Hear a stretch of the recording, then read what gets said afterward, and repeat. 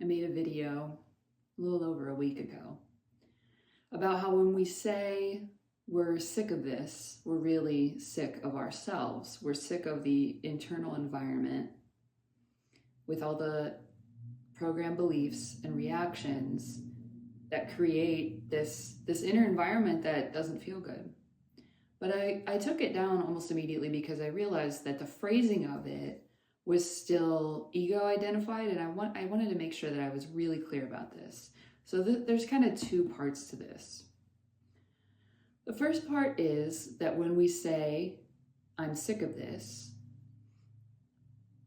there is the thought that whatever's happening in the outside world is something that's unbearable to me.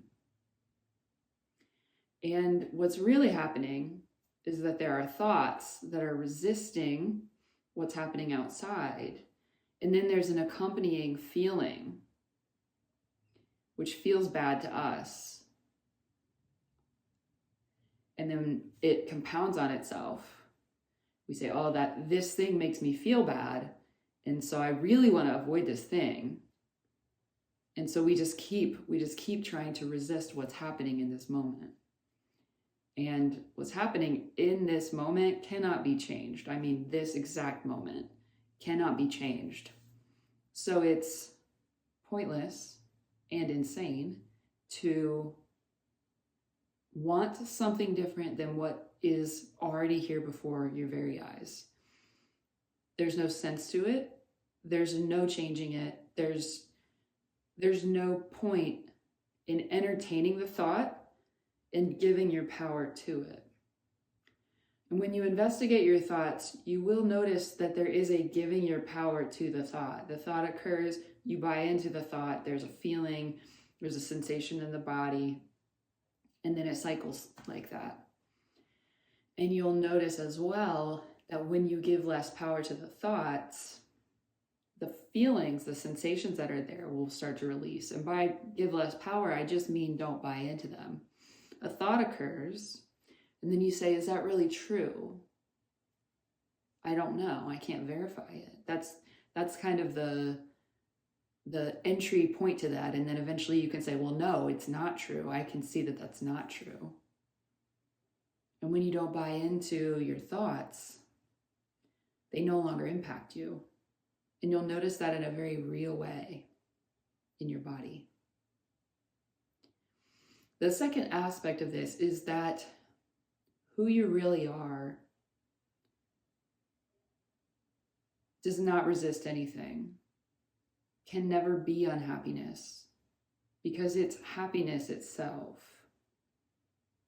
So we've taken the seed, we've bought into the idea, first of all, that we're a separate self, that self is comprised of a mind-body unit, that the thoughts and the sensations that are happening are us.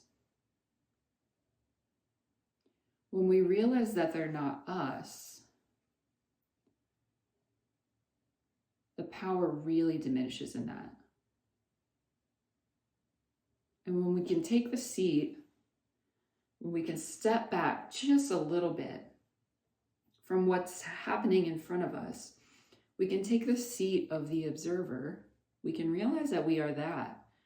We are consciousness in a mind body watching this kind of automatic process.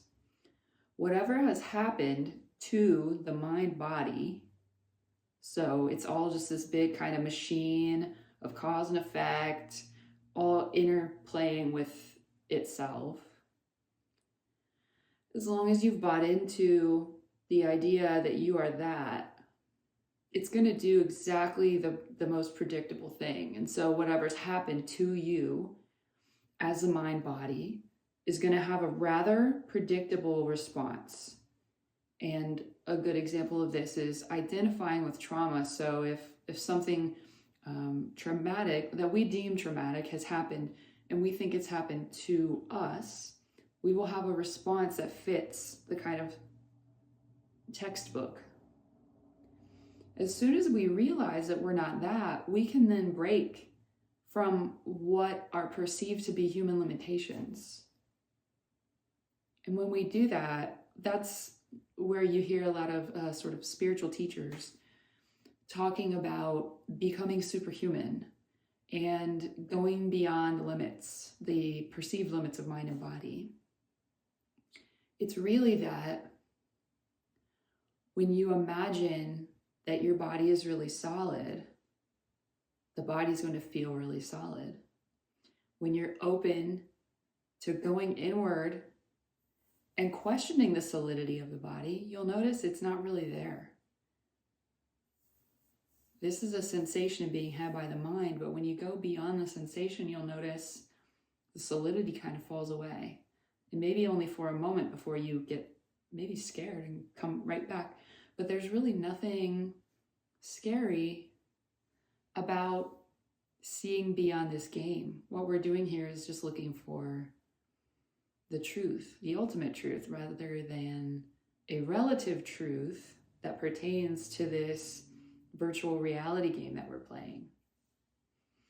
So ultimately, when we realize that the voice that says, I'm tired of this, isn't us, and we can kind of step back from that,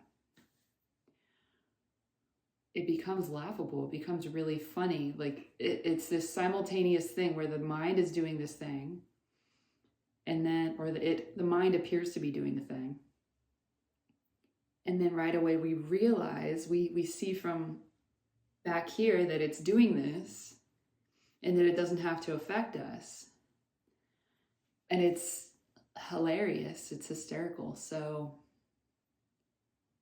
getting to a place where the mind is seen as this kind of child entity, and all of us can experience this. We all have this childlike mind that's always scared and trying to protect and very sort of primal.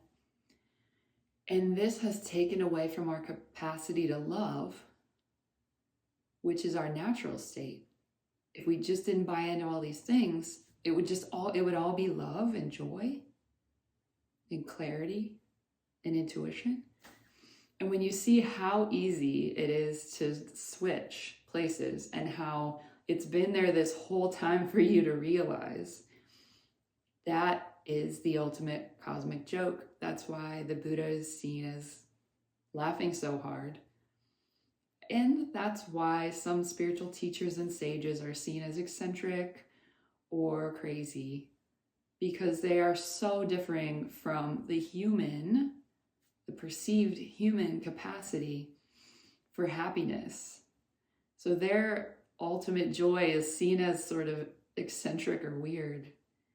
And they are modeling for all of us what we're capable of if we stopped putting limitations, stopped buying into perceived limitations on ourselves. This has a lot of applications. I mean, really universal applications. When we realize this deeply, nothing needs to trouble us anymore. And it can be really scary. I'm still experiencing the transition from fully buying into this to being fully open. I'm somewhere in the middle where sometimes I'm completely open, and sometimes it seems like back where I started, but that's just mind activity. And it doesn't take me very long to recognize, oh, that's mind activity, and then come back to that place. But in the meantime, it can feel dangerous. And so we have to really be consistent in looking for the truth. We have to be willing to ask ourselves, is this danger real? Or is this the mind scared of subsiding into the background or not having as much power? And what's really dangerous about that? There's really nothing dangerous about that, because the mind itself has been seeming to obscure happiness from us, our true self. So really the way the mind is being used by humans is harmful. And what we're able to do with it would be completely liberating. It just requires us to drop extraneous beliefs, and it is that easy. When we drop the extraneous beliefs, we can then become open to the one truth that we have seemed to miss, which is that we are consciousness itself. and we experience no birth and death. Nothing that has happened to the body has happened to me. Nothing that the mind has said or anyone else has said applies to me. So the less that we are identified with ego, mind, body, the less anything that happens out there needs to impact us. And really, it never did, but we realize that it doesn't. And so we plug our energy into a reality where we have not been harmed. It takes a while to get the phrasing down. Really, it'll never be perfect, because our entire language system is built on duality. It's built on this idea that there's us and there's this out there.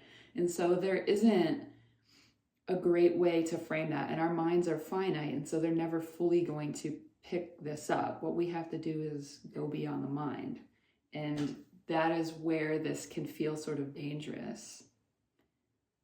It's so easy, especially when we experience resistance and we say, I'm tired of this, to notice that the mind itself, the thoughts that are happening, are the fact that we're buying into them is the root cause of our suffering. And as soon as we notice that, the mind becomes less prominent. It's that easy.